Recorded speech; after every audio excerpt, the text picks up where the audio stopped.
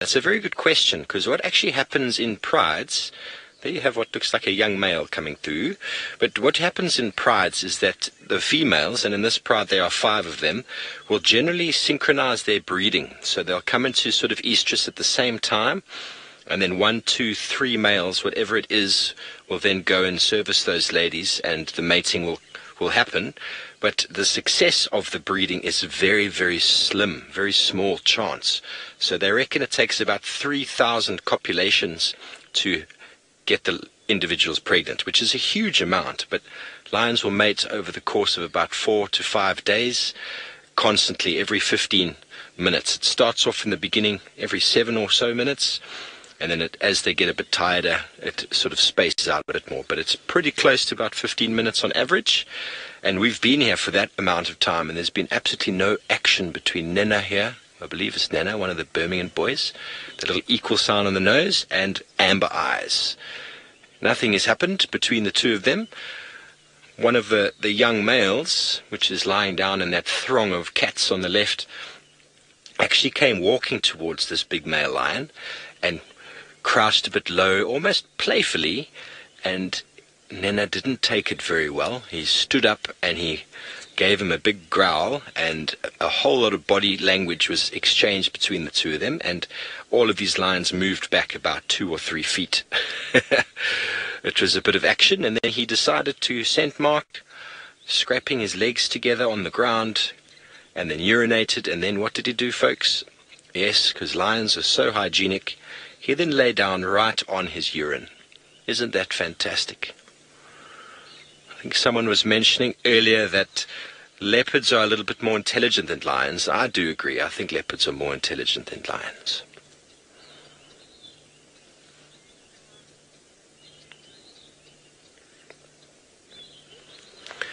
Paulie asks if male lions get hot in the sun with their manes. Most certainly.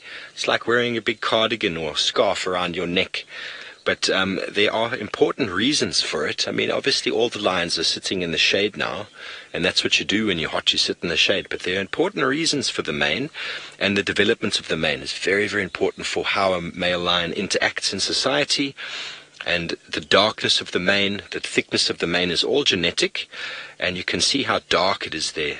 For example, if all the guys out there would know, when you go out and maybe you're feeling a bit frisky, and you're going out there and you maybe want to cause some trouble, you walk into a bar and you see a big, hairy, biker-like individual with lots of a big beard and whatever, and tattoos, you generally avoid him. You're not going to walk up and cause any trouble with him, because you know just by looking at him that he's intimidating. Whereas if there's a skinny guy in the corner and with no beard and no big facial hair, he just looks a little bit more easier to challenge than a big male. So what these males, the purpose of the mane,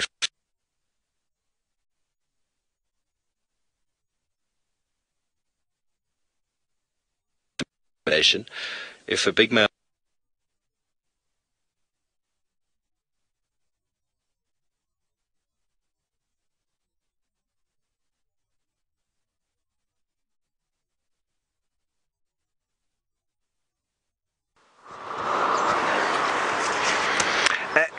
There we go, everyone. Sorry about that. Not sure what happened, but we're still sitting here very much live with a crocodile that's facing up into the current. Looks like he's maybe having a snooze, but they can very often sit like that with their mouths open. And then if a little catfish or something swims past, all they need to do is snap closed and they've got breakfast. And that's actually predominantly what crocodiles feed on, is catfish, and fulfilling a very important role within the ecosystem as the apex predator in these aquatic systems.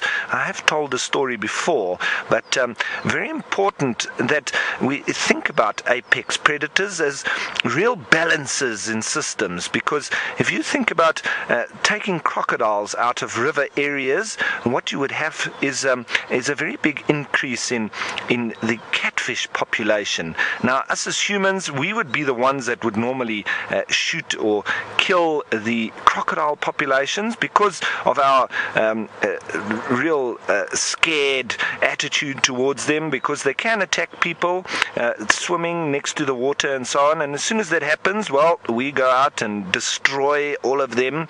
And then what happens? You've got a very big increase in the catfish population, which are the ones that normally keep the tilapia, or the kerper, as we call them locally, in check.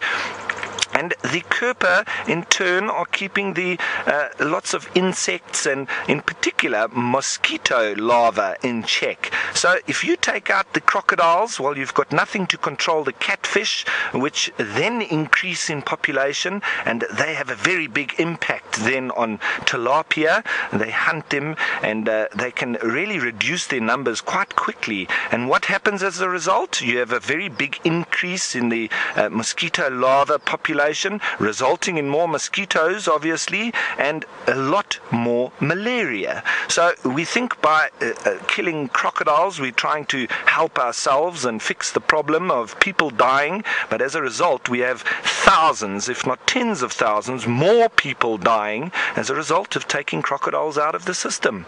So next time some people are getting worried about apex predators, we need to think of the balancing role that they play within nature. And crocodiles do that very well in aquatic systems with catfish. And so when we mess with that, we normally have the opposite effect to what we wanted to do in the first place. So it's better left in a natural way and balanced like that. And we always think we're trying to save ourselves, and normally it turns out the opposite. So crocodiles are very important in aquatic systems, and as such, so are all the apex predators around the world. And there is our heron, still very patient in his hunting technique. He's just playing the waiting game.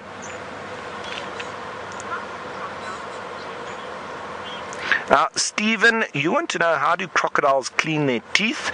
Well, Stephen, they don't really take in too much carbohydrates or sugar, so there's not really too much for them to clean.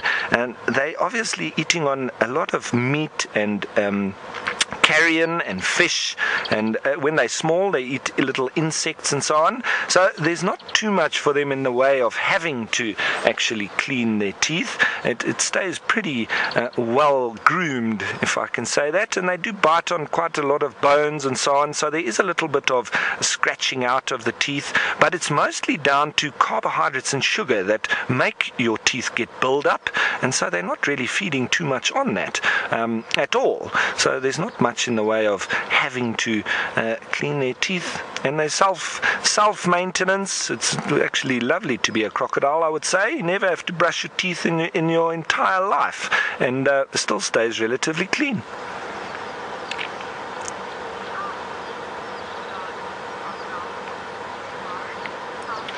Scarlett, you want to know, and that's a very good question, what is the largest crocodile reported in the Mara? Scarlett, I would say that it's probably around 6 meters, and if you think how big that is, we're talking probably almost the size of one of the largest great white sharks as well. And here in the Mara, it's known for very big crocodiles, so I'm pretty sure that it's almost the same as the largest crocodiles that have been reported in the greater Kruger National Park, which is also around 6 meters. And if we put that into yards, that's a little bit over 6 yards, so probably about 8 yards. And if we put it into feet, well, it is 2, 8, 16, 24, 32, 38. It's almost 50 feet. It is incredibly big. And here they obviously get that big because they're eating a lot of hooved animals. So they do eat a lot of catfish, especially out of season like now. But with the real abundance of food that these crocodiles get. And remember, they don't need to necessarily catch the wildebeest or the zebra. There's lots of them that actually drown because they're not able to get out of the very steep banks. And so if they make a bad decision and they try to cross in the wrong area, there can be a lot of them that land up drowning. And then the crocodiles have literally got the food on tap. They can go and feed on this rotting meat as and when they feel fit. But it is a fallacy that crocodiles prefer rotten meat. It is known that they do, however, store some food, especially when it's in abundance, for times like now when it's a little bit lower in resources, and then they can go to that place and actually feed on it. And it is known that there has been caves underneath the water where these crocodiles can take their food down and store the carcasses in those caves, and then return when, as I say, the resources are a lot less. So that's where the fallacy comes from, because it was witnessed that crocodiles were taking carcasses down and attaching them onto rocks and branches underneath the water, and so people thought that that was what they preferred. But in fact, it is that they just are very good storers of meat. Right, while we wait for this heron to get something, let's head on over to Brent and see if he's been able to find anything. Well, we're in the area. Oh, look at that. Look there. That's what I was looking for, but massive catfish. And look at that. So, we're in the area where the Magoro Pride were, but now that the rain has come and the water is coming up here, now you would have seen a few of them with Jamie a few days ago, or yesterday even, at the Magoro crossing. Now we're on the same river but higher up, so when the catfish are doing this, there's multiple reasons. They're actually coming up into these little backwaters to breed. And that one was actually just swimming down this very small sort of inlet and up. So they'll come and breed and lay their eggs in these little swampy areas. Now they grow very quickly and hatch very quickly. There you go, he's going upstream now, going to look for some girlfriends. So that's exactly what they're doing here, is that they are looking for nice safe areas to lay their eggs, and what they'll do is they'll lay their eggs in these grassy banks, and as I say, they hatch quite quickly and they grow quite quickly. So then eventually those tiny little catfish will make their way back down to the Mara River. Now remember, these catfish are able to breathe air and walk on land. They can do 2-3 kilometers. So even those little catfish, if they get caught as this area dries up, they'll be able to get to other water by using that very sort of snake-like motion. Now, Djuma apparently was wondering about that. Do, however, get infinitely bigger than that. The biggest catfish of that species that I've personally caught, oh, look at them there, on it again there, is about 30 kilograms. But the record for the sharp-toothed catfish comes from South Africa in the Orange River, and that is a seriously sized fish of I think it was just under 80 kilograms. So massive fish, one of the largest freshwater fishes in Africa. Now the catfish family are the largest freshwater fish in Africa. I mean, we do have giant things like Nile perch and Goliath tigerfish. However, the largest fish species in Africa is a very rare form of catfish, which I'll tell you about now. Morning everyone, how are you doing? Where are you off to? Down south? Good luck. Cheers. So the largest freshwater fish species is a very rare form of catfish called a Sunni catfish that lives in the Congo River. There's only been 3 sort of intact specimens ever found, and one that was estimated to be over 400 kilograms clogged up a hydroelectrical turbine, that big system that creates electricity. It was so big it got stuck in there and stopped that turbine working. There's been a few others of around 250, 300 kilos that have been found dead, but very, very rare, and lives in the Congo River. And there we go, we've got some topi. First animals we've seen in a while, but we're on the topi plain, so topi to be expected. But let's see if Scott's had any luck with leopard back on Djuma.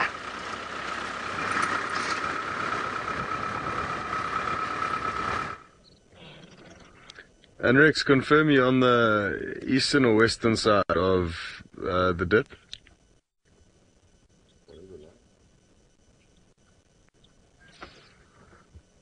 Okay, copy. Yeah?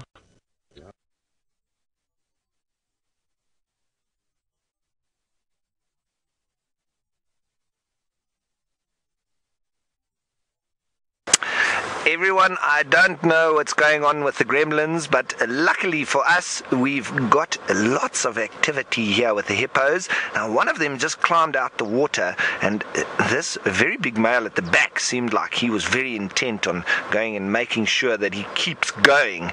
So I wonder if we're going to have a bit of a chase here, because this bull at the back, as you can see now, marking his territory there, he's really trying to stamp his authority.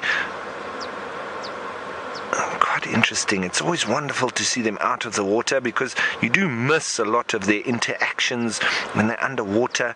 You can't see it, so it's very nice to see them out of water, and it looks like there is a real chase going on here. A bit of vocalizing there as well. So this was a very good idea of mine, to get down to the water dwellers when we had a lot of rain. It seems that's where all the activity is happening.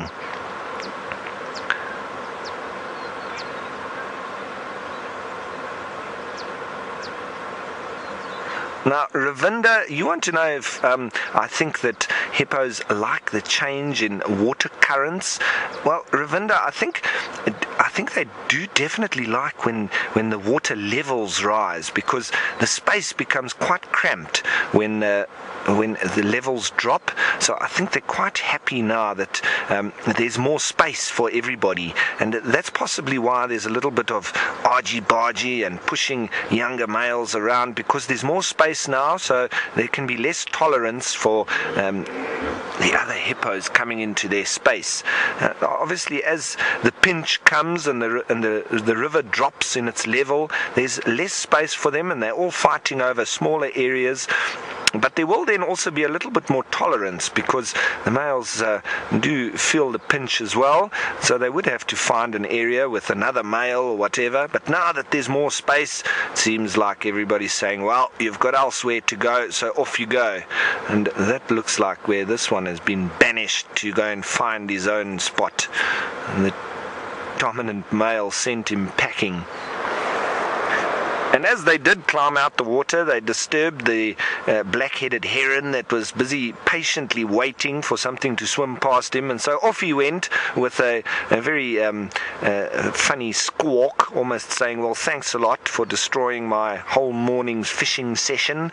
Came out empty-handed. He's got to go upstream now and look for another spot, because the hippos disturbed his very patiently waiting spot there. But seems a little bit of order being restored into the pod. There's a little baby there, I think, or a youngster at least. Quite tight in their formation there. Looks like one or two of them having a snooze, leaning on the other ones. So they can also do that, a little bit like zebra do, where they put their heads on the other one's rump, and they're all leaning on each other there. All for one and one for all. Very happy lot of hippos. And so from happy hippos, let's head you on down south to Steve with happy lions.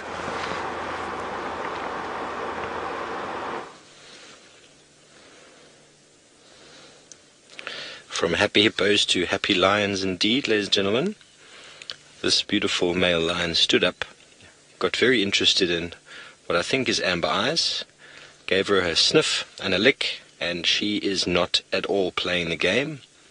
He then went through a little bit of a body posturing before collapsing, defeated, back on the floor.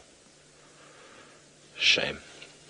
I think she's definitely in estrus. He's very interested, because she's giving off all the right cues, but she's not in the right mood. It was quite funny to see. There she is, Amber Eyes. Everyone's favourite. Enormous lioness. She really is a big cat. I mean, just compared to him, you can see she's not far off his size. And for a lioness, that is phenomenally big.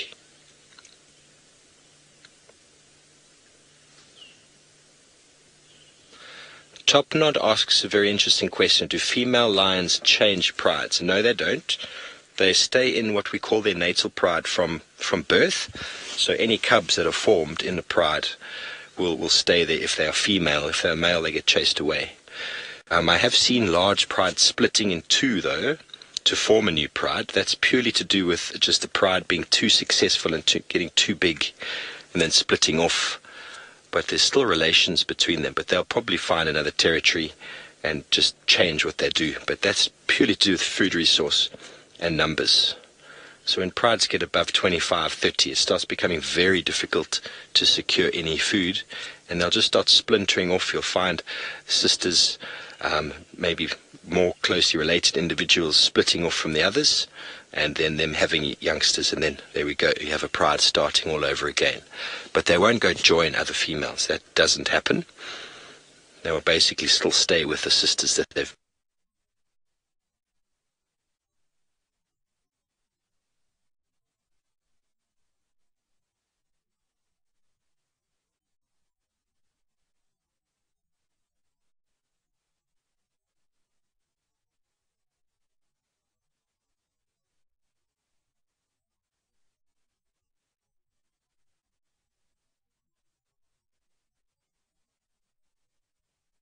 Cats are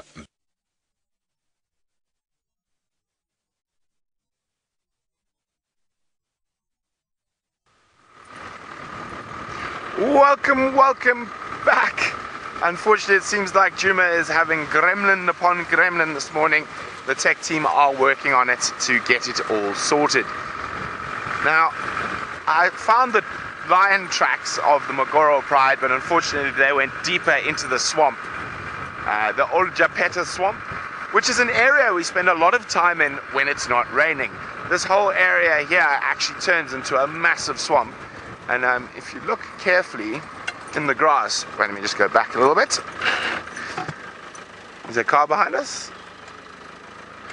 You'll see even the animal paths going in and out of the grass. If you look carefully, there's lots of water in it. So this whole area turns into a massive swamp at this time of the year. Well, actually it's not supposed to be that big of a swamp right now. Well, we're supposed to be having the January, February are supposed to be the two driest months in the Mara, but we are definitely getting a lot of rain. That's not uncommon, and it's probably very good because last year the Mara was in a drought, so having a bit of extra rain this year is definitely not a bad thing. Okay, Craig's just going to wipe the lens quickly. There's some mud that's flicked up.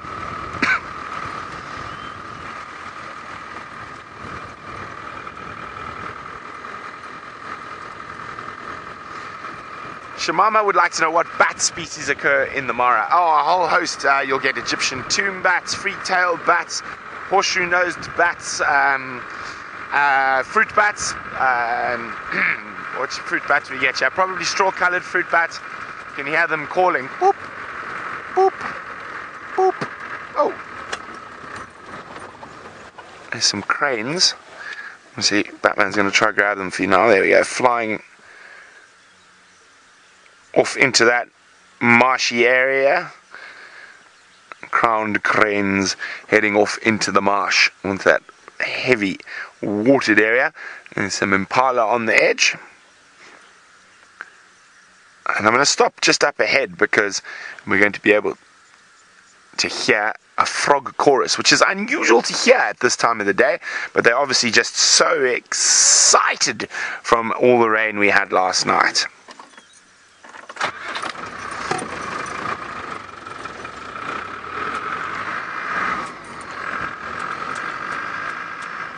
No, actually, let's have a look here.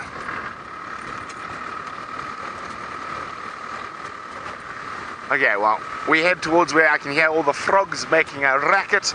Let's go see where Ralph is. Thanks, Brent. And yes, we've left the Mara River now, but we're winding sort of backwards and forwards along the Mara River now, and then we'll be pointing up again towards the Olololo escarpment. Like I said this morning, and I'm sure Brent has mentioned it many times, there's been so much rain over the night. It continued the entire evening right up until about 3 o'clock this morning. We actually thought that there was a possibility we weren't even going to be out this morning, which would have been sad because we would have missed all of these wonderful sightings. And here's another one of these wonderful sightings. There's hippos out everywhere today. So let's see what this one is up to. I think this is the same one that possibly tried to get into the water but might have got chased out by one of the dominant or territorial bulls that was in the spot that he was trying to go into. But let's see what he's up to here. I thought I was just driving around looking for something. I wonder if he's grazing or if he's just wandering through the grass there. But it's always special to see hippos out of the water because you don't often get to actually see their entire body. And we see those short little stumpy legs of theirs and the underneath of their belly.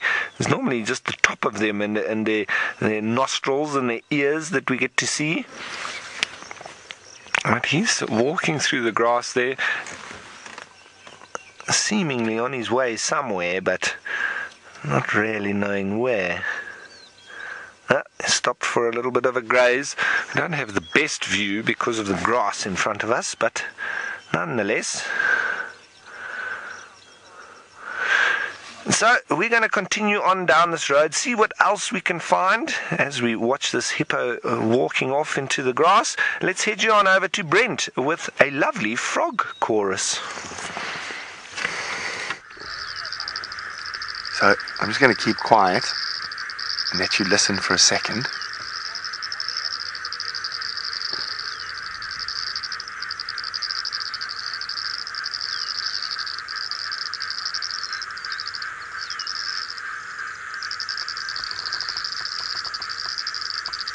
Isn't that cool? Well, at least 4 different species of frogs that I can hear.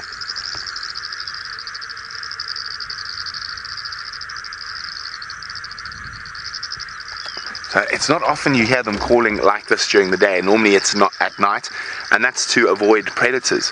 And there are a lot of predators here, but I just think these swamp areas are so big, and the predators, or predatory birds mostly, are so spread out that they are able to make a racket and try attract mates without getting into trouble. I'm going to see if I can spot a frog now.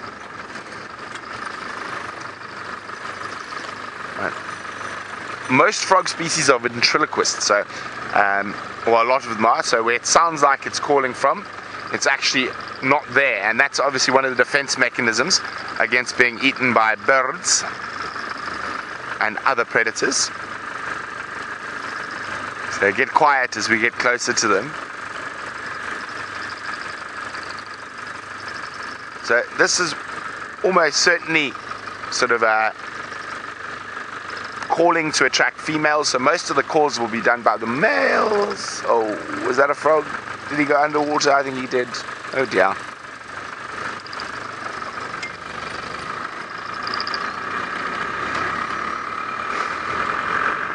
Paula is wondering what frog species are found in the Mara. Oh, lots, Paula. I'm afraid I'm not too up to date with my Mara frogs, but I could hear one that I definitely know, which is one of the micros. It is a dwarf paddle frog. It sounds a bit like an insect.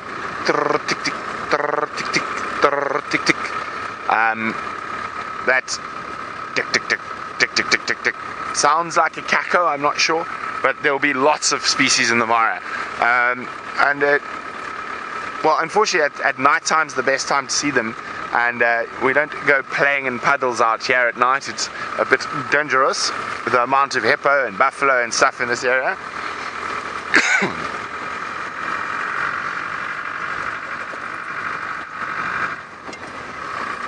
There we go. Hello, pin-tailed wider. I haven't seen the straw-coloured wider today. And there is the cousin, the black and white, instead of the beige and black. Pin-tailed wider. Very pretty little birds. That impressively long tail. All there to impress the ladies.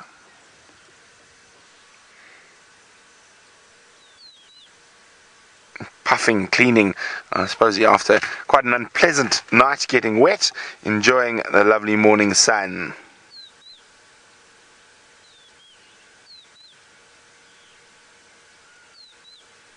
See when he's puffed. Not puffed, he's quite a lot skinnier than when he's puffed. Wow, very pretty little birds. This poor guy doesn't seem to have any girls around.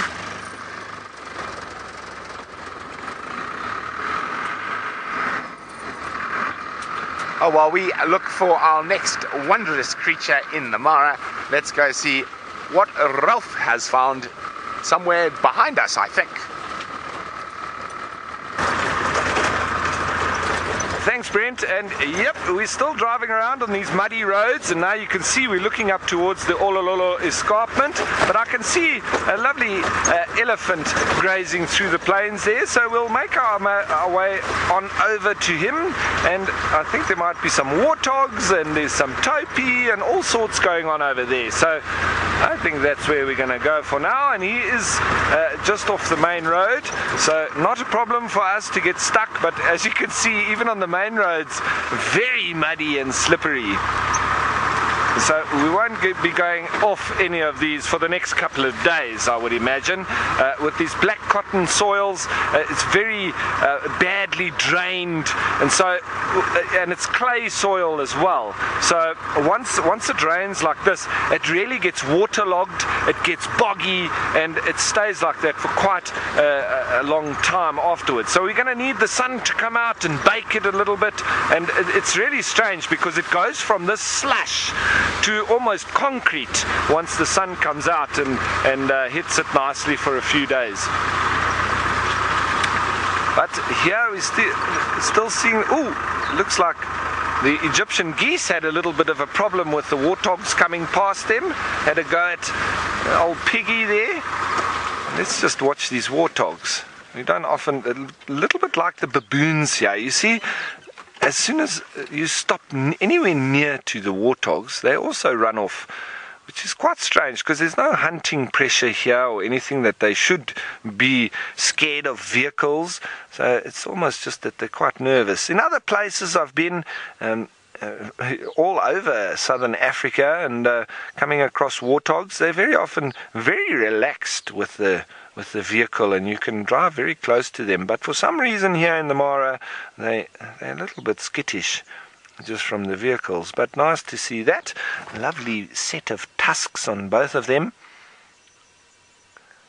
And they've got lots of mud around, and being a mud wallower, they're probably another animal that's smiling from ear to ear, just like the hippos, and I'm sure the buffalo as well. They love to wallow in the mud, do the warthogs, and then go off and scratch. Ooh, look at the little chickies of the Egyptian geese. Look at that, how cute. That's obviously why they had an issue with those warthogs coming near to them. And you don't want to get between a parent figure goose and their chicks, because they will take everything at you. Yeah, it's feeding as it's going along, probably on the seeds, on the grass, and all the little chickies just following mommy.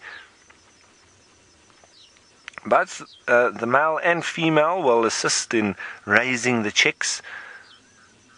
That's nice to see. They won't be too perturbed about the rain. It's like water off a duck's back, isn't it? But in this case, a goose's back. That's very cute. Thanks for all your comments, everybody. I think that is terribly cute, isn't it? All those little chickies trying to keep up. All in a line. Well, it will have to be a very watchful mom and dad to keep all of those little chicks alive, because there's lots of predators out here that could make a nice little snack out of one of those. So they'll have to be on their best behavior, and mom and dad are going to have their work cut out for them in looking after these little youngsters. Going from the water where they've got crocodiles and catfish that could predate on them, to out of the water where they've got everything from caracal to jackals. Dr. Rob, thanks for your comment. They're all in a line, absolutely, straight up following. I think it's actually Dad that they're following. I think Mommy's on the other side of them. All in a line. And as they go, they're happily feeding as well. And the little chicks would just be doing well to keep up. Stephen, thanks for your comment. Yeah, Mom, how far do we have to go? I wonder where they're headed. They're heading in the direction of the Mara River, but it's a long way off. But with all the rain that we've had, there's lots of little pools and wallows around. So I'm sure that they'll also be one of these smiling animals after the rain. They can plop into all sorts of different pools and puddles, and then very easy when they're floating like that.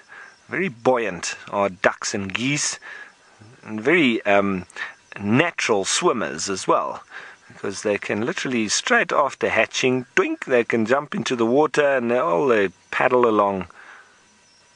It's almost like a stand-up paddleboard, natural, built in, with those little feet of theirs with the webbed toes, very much like a paddle. And they've got two of them. Lovely to watch them walking through the grass. It looks quite difficult for the youngsters.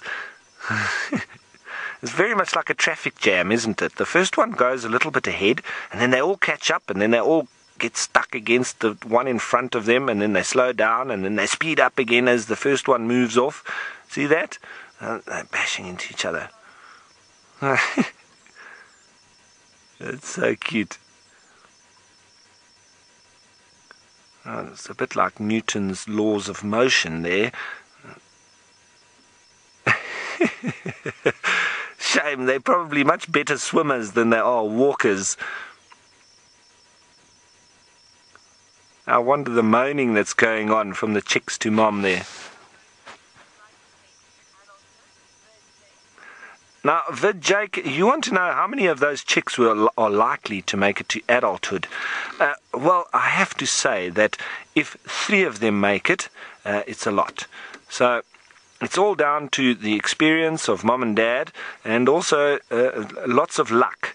Because if anything spots these guys, the adults will do their best to defend them, but if worst comes to worst, they'll actually have to abandon ship and leave them.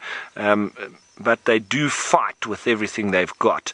And as you saw there, as we arrived, that warthog came nearby, and he was sent packing by either the mom or the dad. I didn't see which one, but off the warthog went. And but if predators like caracal or jackal or anything like that see these, they will definitely try their best to eat one. And then Mom and Dad have definitely got to be quite aggressive in trying to dispel the attack from the predator. And if they can't, they might be able to get rid of a jackal, but I don't know if they'll get rid of a caracal. And so then that would result in one of the chicks getting eaten. And sometimes there is a sacrifice, one of them dies and the rest all get away. And then, and that's one of their survival tactics as well. So they know that a lot of them are going to be predated, so they just have lots of chicks, and then hopefully 2 or 3 of them will make it through to adulthood. It's quite similar with that of ostriches as well. They also have a very big clutch, and then a lot of the babies do get eaten by all sorts of predators, and at least a few of them make it through. And, well, there are a lot of Egyptian geese around, so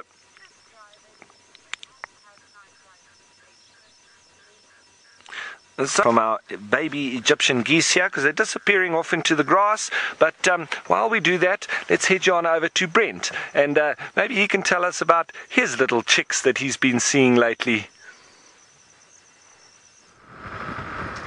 Well, I just got a report from a friend of mine that the Olololo Pride were in Angama South Camp last night. So I'm just rushing to the base here to see if they've popped out of the forest.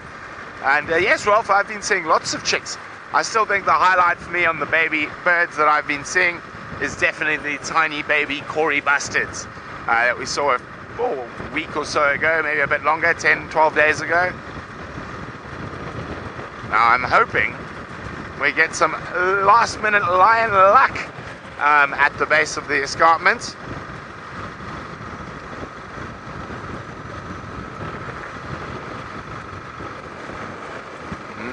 Fingers crossed.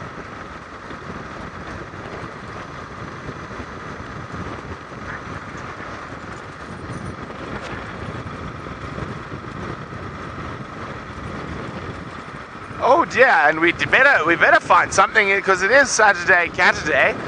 Oh, I forgot. Oh, dearie me. Okay, so that's why I'm going a little bit faster than normal, because I know we are running low on time, so I want to get there quickly. Not too quickly with the slippery mud. But while I try and find a last minute cat for Catterday, let's go to Rolf and a pachyderm. Thanks, Brent, and I really do hope you kickstart Catterday with finding some lions. But like I said, we saw this elephant off in the distance, and a very lovely, good-looking bull he is. With a nice set of tusks, and it looks like he's been wallowing in the mud a little bit. It almost looks like he's laid down in a pool somewhere. Either that or he's just taking longer to dry off, but I think that's mud. And we can hear lots of the frogs calling, and of course, as I say that, they stop, but it sounds like raucous toads. One of the ones that I had to get out of the road the other day when I came back from the other side of the river, he was swimming in the puddle in the road. I had to just get him out, otherwise I would have squashed him. But they've all been calling. They're very croaky, toad-like calls, the quack, quack, quack, quack, quack. Obviously, the frog's another one of the animals that are really loving the amount of rain that has come through over the last couple of days, because they can get down with all their life cycle continuation. They can start all their singing or their croaking and try to attract the females with lots of new spots that they can say, well, come and look at me in my lovely little pond. And then the females will try and find the one with the best call and the best pond. Oh, and there's another elephant there in the background. That's a lovely sight, that. Happy-go-lucky bull elephants. The best elephants to view when they're out of must. Not a care in the world. Look how he's pointing his trunk a little bit towards us. I think the wind just swirled in his direction from us. And so they would be curious always to smell what we're all about. That being probably their strongest sense. A sense of smell. As the chorus of frogs kick off again, they're all croaking. You know, they also participate in something we call time sharing. If we listen carefully, maybe you can hear them.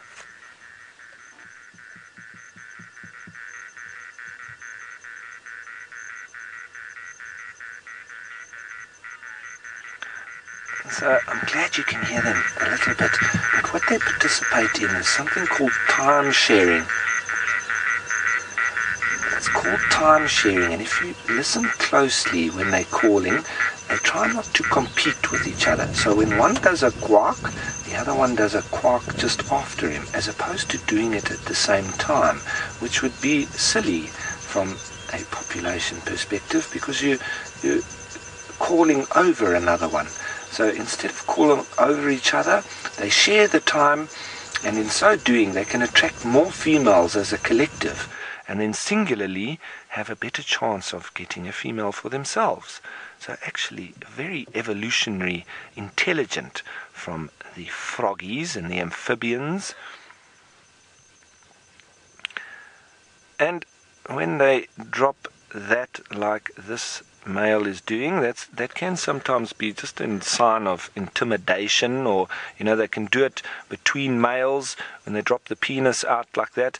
And if you're on foot, if you're on vehicle and an elephant drops his penis, sometimes just need to watch what ensues after that.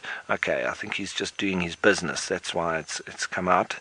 But if he drops it out without doing the business, it's actually one of those body language or body posturing types things that we need to watch as guides and people in the bush, because the elephants will be showing you that they're either trying to intimidate you, or there's another bull around, or whatever. But these are the little signs that we look for. Flapping of ears like that, but he's obviously quite relaxed, and there's no real wetness between the insides of his legs, so it doesn't seem like he's in must. That doesn't mean that he could have a bad morning, and elephants are quite emotional, and they can have different moods, so you always just watch their body language constantly. But this male seems very relaxed and happy-go-lucky, as bull elephants out of musts generally are. And that stopping and putting the one foot up, and he's quite pensive. He can be thinking. Looks like he might be giving himself a little rub on the side of his leg. Oh, it looks like he's scratching behind his ear. Look at that. A little bit of an ear itch. Well, Topi's in the way, sleeping. Sorry for you, Topi. I'm an elephant. I don't need to worry about you. Emmy, you want to know if I've ever seen an elephant give birth? I have once in my lifetime, Emmy. It was right at the end of the birth, but I did see the baby literally fall onto the ground, and that was in Namibia, and one of the desert elephants. So one of the rarest groupings of elephants left on the planet, and actually one of the last true free-roaming elephants on the planet, because they are not inside any national park. And I followed those elephants for pretty much every single day for 4 years. And so when I take groups of guests into the Namib, and with some of them having a real interest in wanting to see desert elephants, sometimes it can take me up to 3 or 4 days to actually find them after tracking them. And that happened on one of my trips. And so we tracked these elephants, and after 3 days we eventually found them. We found a female giving birth. That was the first sighting we had of them, and it was an absolutely amazing experience. So everyone, it's been a wonderful morning, and we're sitting here with a beautiful bull elephant, and while we do that, I'm going to head you on over to Brent, who I believe is still on the move. Unfortunately, I don't think we're going to get high enough up the escarpment, so we're going to have to save our cats for the sunset safari. But it's been an absolutely gorgeous morning in the Mara. It's been beautiful. And again, apologies for the gremlins that attacked Djuma and us early on. Our tech team are working on it, and we'll hopefully have it all sorted by the time this evening comes. Oh, hold on. Slippery. Come on. Lion, pop your head up on the grass. Somewhere. Lions, where are you? It's cat day. You're supposed to be around. Oh dear. As I say, I think it's going to have to wait till the sunset safari. And hopefully there'll be so many cats we won't even know where to look. But it has, as Ralph said, it's beautiful this morning, and you got to see lots of hippos out of the water. We got to listen to some frogs, some lovely elephants, a catfish, not something you see every day on safari. And hopefully we will replace the catfish with real cats in a few hours. So from all of us at Safari Live, both in South Africa and in Kenya, we will see you very soon for another African adventure.